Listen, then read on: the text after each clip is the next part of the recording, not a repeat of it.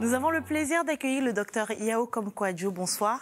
Bonsoir. Madame. Vous êtes gynécologue obstétricien, spécialiste en chirurgie de la reconstruction intime à la clinique Sainte-Diane en Côte d'Ivoire. Merci d'avoir accepté notre invitation. Merci à vous, madame. Alors, pour poser le cadre déjà de notre discussion autour des mutilations génitales, on va les définir. C'est quoi une mutilation génitale? La mutilation génitale féminine, c'est défini comme étant une intervention, une opération qui consiste à l'ablation partielle ou totale des organes génitaux de la femme, mais seulement pas dans un but thérapeutique. C'est-à-dire qu'on ne l'enlève pas parce qu'on est en train de soigner la femme, mais c'est dans un autre objectif qu'on l'enlève.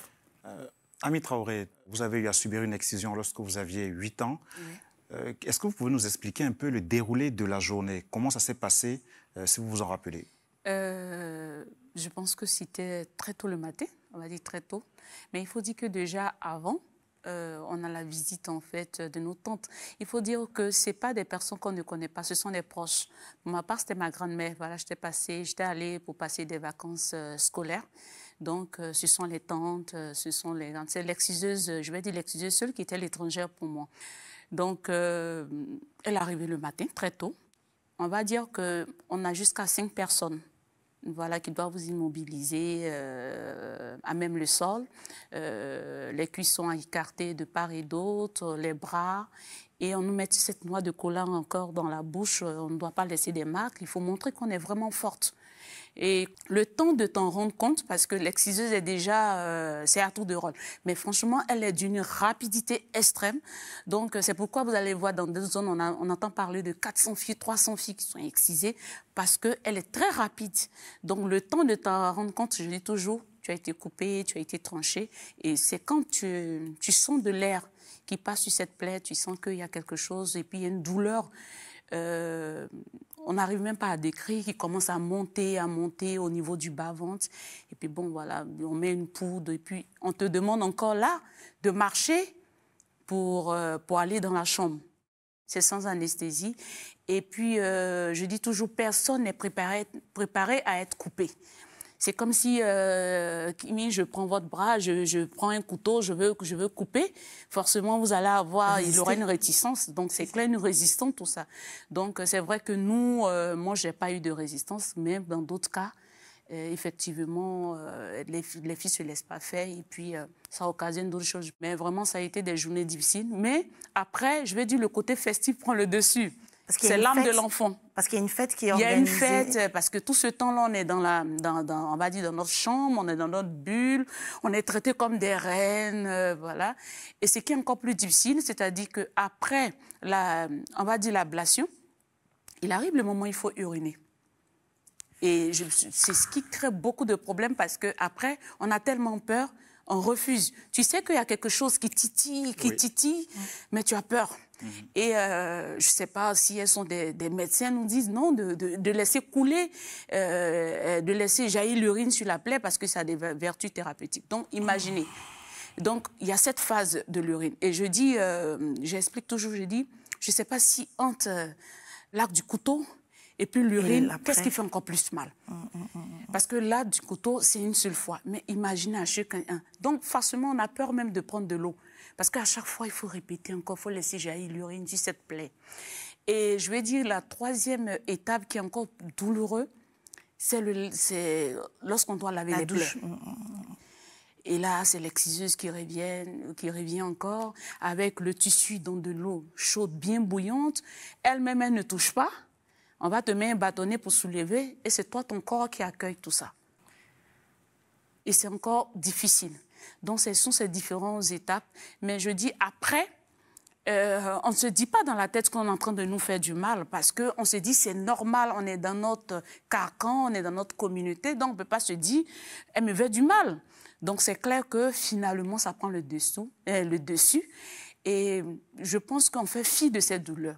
Ça deviendrait un déni, comme si on ne ressentait plus rien. On se dit, j'ai fait pour une bonne cause, j'ai fait pour ma mère, j'ai fait pour ma grand-mère, j'ai fait pour ma communauté, et je me sens bien. Et je pense que c'est après qu'on se retrouve confronté à ces séquelles. Merci, Ami Traoré, pour votre témoignage.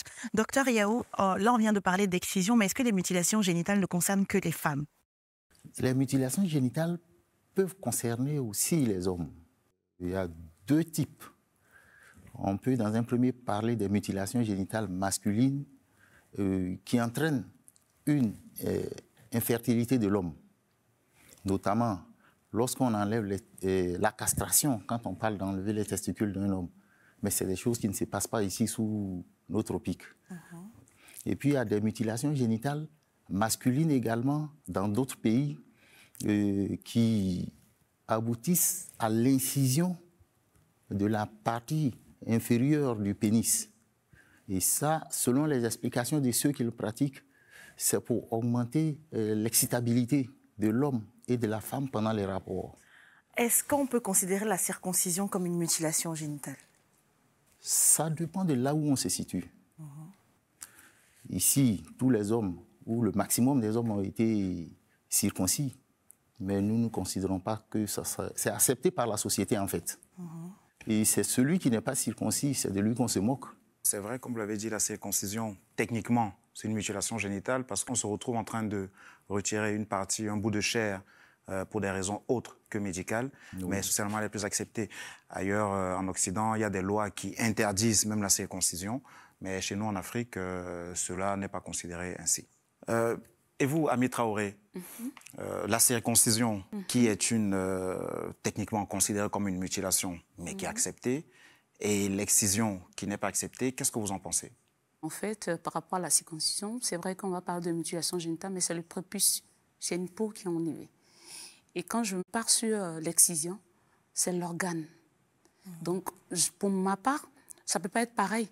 C'est l'organe qui est enlevé, c'est le clitoris. Et on va jusqu'avec les accompagnants, les petites lèvres, les grandes lèvres, on parle d'infibulation, tout est fermé. À la limite, j'utilise toujours ce thème-là. Les gens trouvent que c'est fort, mais je trouve que par moments, on finit même par massacrer en fait l'appareil génital de la femme. Et qui fait qu'à un moment donné, elle ne se reconnaît même plus en tant que femme, en tant qu'une personne. Parce que ce qui fait sa féminité, tout a été, en fait, je vais dire massacré et on lui a laissé des séquelles. Donc, je ne minimise pas. Attention, je ne minimise pas la douleur par rapport à la circoncision. Non, non, je ne minimise pas. Parce qu'une douleur reste une douleur. Mais je dis qu'on enlève le prépuce et on ne peut pas comparer à l'organe qui est enlevé, qui est le clitoris. C'est ce que je dis. Et qu'est-ce qu'on vous a dit? Est-ce qu'on vous a préparé à la réalisation de l'excision? Est-ce qu'on vous a dit oui, on va te faire quelque chose? Ou quelles sont les raisons qui étaient invoquées pour justifier ce geste? C'est un rite d'initiation, ça dépend aussi des régions. De la petite fille que je suis, on devient une femme et on est prêt, on est apte au mariage. On dit aussi que la femme excisée, c'est une femme pure. On va jusqu'à dire que le clitoris gêne à l'accouchement. Il y a tellement de choses autour. La femme qui n'a pas été excisée, elle a une éducation, on va dire à la limite, elle est une femme dévergondée. Donc il y a tellement de choses autour. Mais moi, aujourd'hui, je dis... Est-ce que pour apprendre, parce qu'après on nous dit rite d'initiation, est-ce que pour apprendre à une femme, à une jeune fille, à cuisiner, à tenir un foyer, tout ce qu'on veut, est-ce que forcément on doit lui infliger une douleur? C'est ça la question. Est-ce que la femme doit toujours passer par la douleur pour être reconnue dans notre société? Est-ce qu'elle doit toujours passer par cette violence, par cette douleur qu'on l'inflige pour montrer qu'effectivement qu'elle est une femme? Ça pose question. Donc, vous avez été excisé sous les raisons de la tradition, mais il y a d'autres raisons qui sont invoquées, notamment des raisons religieuses, des raisons esthétiques, et des raisons hygiéniques et même des raisons économiques. Docteur Yao, quelles sont les raisons qui reviennent le plus souvent dans votre pratique? Lorsque les dames arrivent, par exemple, elles viennent en consultation, je leur pose la même question. Qu'est-ce qui a poussé votre maman ou bien vos parents à vous exciser? Elles disent, je ne sais pas. Et très souvent, elles sont excisées petites. Elles disent, je ne sais pas. Mais ce qu'on retient surtout, c'est qu'elles gardent en mémoire tout ce qui s'est passé. Elles gardent bien en mémoire. Si tu leur demandes quel a été le déroulé, elles vont t'expliquer ça avec beaucoup de précision. Un autre aspect que je croise très souvent, c'est que quand elles arrivent, elles commencent d'abord par maudire les personnes qui les ont envoyées là-bas. J'essaie de les calmer pour leur dire que dans leur esprit, ce n'était pas pour vous faire du mal. Et très souvent, ce ne sont même pas les parents qui envoient les femmes, les filles être excisées, souvent c'est les tantes. Pendant les vacances, ils vont dire, écoute, on va aller voir la tante au village. Et il arrive même qu'il y a des excisions où le papa n'est même pas informé. Les raisons religieuses et tout ça, ça n'a jamais été fondé nulle part.